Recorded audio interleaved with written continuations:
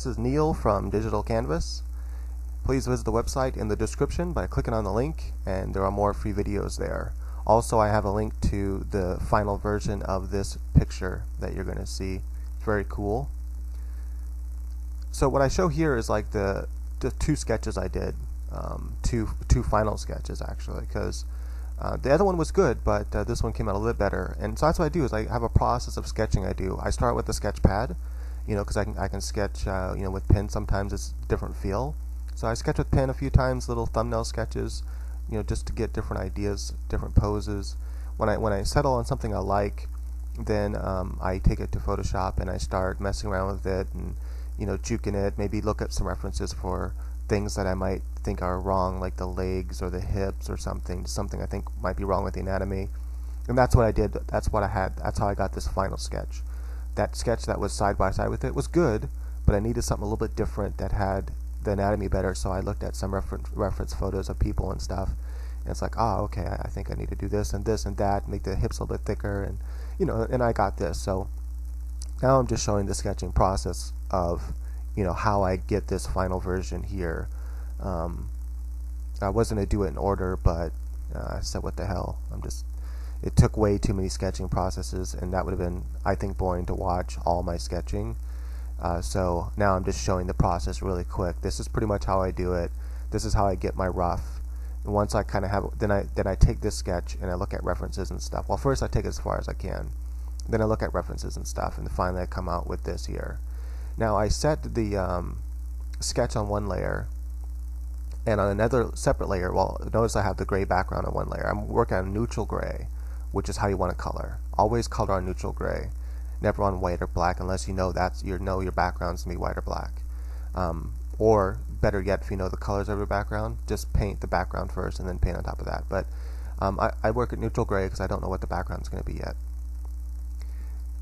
And I have the sketch on one layer, and then I have these colors I'm painting underneath the sketch. So if you're wondering, hey, how is he painting and not messing up the sketch? I'm painting underneath the sketch with another layer. It's that simple.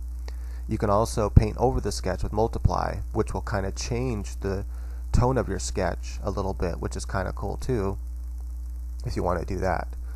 Sometimes that helps when you want to then later paint over with line work, but I usually paint underneath it. I'm painting the bat wings on their own separate layer, just in case I mess up on anything. I like to do the different parts in different layers. I'm going to do her hair in two layers, one layer for the top hair that goes over the skin, and another layer that will go behind the skin layer. At first I mess up, and so I have to erase because I forgot to make a new layer behind the skin layer. Now I'm working behind the skin, so I don't have to worry about being precise, and so it just saves time. Once I'm satisfied with everything, then I merge the layers together. So I never have too many layers at one given moment, because you don't want to have a lot of layers. It slows your machine down.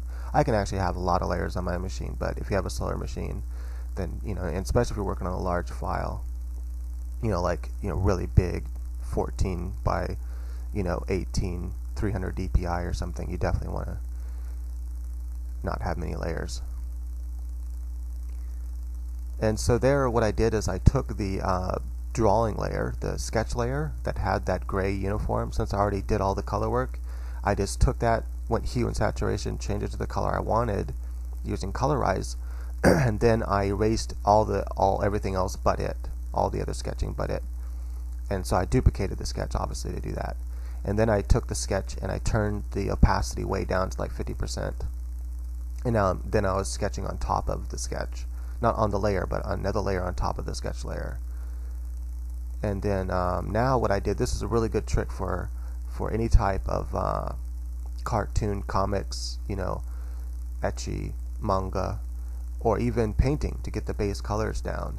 What you do is, now I merged all those colors together, all my clothing and skin and stuff. And then I took that layer and I copied it, and I set the copy on top, the one that's on top, to multiply. Then I went to layer, mask, hide all, and now I'm painting on that mask using white and black to, white to show and black to erase. And then I'm getting these cool colors, and so it'll bring out the cool base color, shadow color for any color you have. It's just a really cool technique. And then to fade like that, I'm just using a soft brush with the opacity set to pen pressure, but the size not set to pen pressure. The size is just, you know, fixed. And so I just go and erase a lot of the shadows here and there with the color black. And with white, I'm showing it through. I do the same thing with the hair layer. You know, make a new copy of it with the layer on top, the hair layer on top. I set to multiply, layer, mask, hide all, and then use the mask to show and hide. It's really cool. It's an easy way to get your dark shadow colors. And what's cool about that is you can't go outside the lines. So if you try to paint outside the hair, it won't let you. So it's a really easy way just to get the shadow tones. You can also do the same thing for light tones. You can make another copy of it, of the base layer, and then set that to screen and layer, mask, hide all, and do that. But I just decided to paint the highlights with the actual highlight color on its own separate layer to make sure I like the highlights. And then once I'm satisfied with it, then I merge it all down. I'm always merging my layers down once I'm satisfied with what I got. And now I'm doing, this is the part that kind of takes a while. I'm painting over the sketch layer now. I'm doing all my own line work over the sketch layer. And that's probably the most time-consuming part.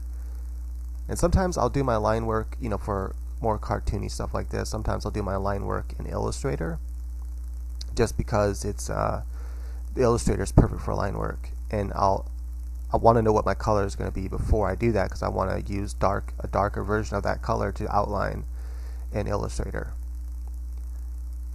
But sometimes I'll outline the whole thing in black and then bring that to Photoshop, and then I'll just use the selection tool and select little parts of the line layer, and then use hue and saturation, colorize, and change the color like that. That's more time consuming though, so it's better if you know what your colors are going to be first, and then after you have your colors set, then go to Illustrator and, you know, just draw right over the color. Just import the or copy and paste the colors into the Illustrator, make a layer on top of that, lock that layer, turn it down a little bit, and then, or you don't even have to turn it down actually, because it's colors, and then just, you know, choose the color and make it a little bit darker, and then outline with Illustrator. And then after you have that, only bring back the line work back into Photoshop as a transparent, you know, that is, delete the background layer in Illustrator and port it back over to Photoshop and overlay it into your colors, and voila, you have perfect line work in Illustrator. It's awesome.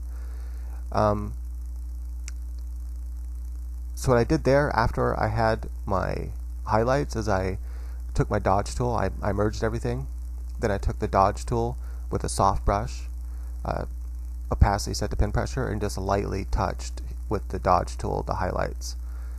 Just kind of brings some of it out, makes it look cooler, especially for, you know, comic book type stuff. For the wings, and this is really good for hair, anything that's like base is dark. So the wings, the base is dark, the hair, the base was dark. I start with the dark color. Well, actually with the hair I start with the medium color, added the shadows, but usually what I'll do is I'll start, depends on how much of the base color there is, but I'll start with the dark color and then add the light color. Now what I did here is I painted the bat that purple color, and then I set it to multiply this on its own separate layer. I set the bat layer to multiply and turn the opacity down a bit. What that does is allow it to kind of blend in. It's kind of cool, and that way the highlights show a little bit. Now with this, I made another separate layer, and I set this layer to overlay, and then I erased some of the parts I don't want to show, and this is how I get some cool highlights. You know, using the overlay layer is really cool for that, and color dodge sometimes works. Just gotta mess around with the different ones.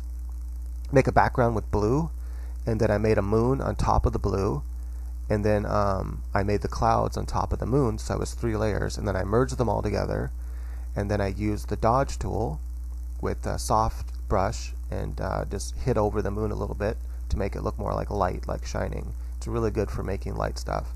Now I'm just using that light color, that light blue color, with a hard brush and hitting all the edges to make her pop more, to make it look like she fits in the scene. Alright, so this one's finished. I just add a few more little touches with soft brush. Alright, here's the final version, and please visit the website in the link. Rate, subscribe, let me know what you think, what you'd like to see next. Appreciate it. Oh, and comment.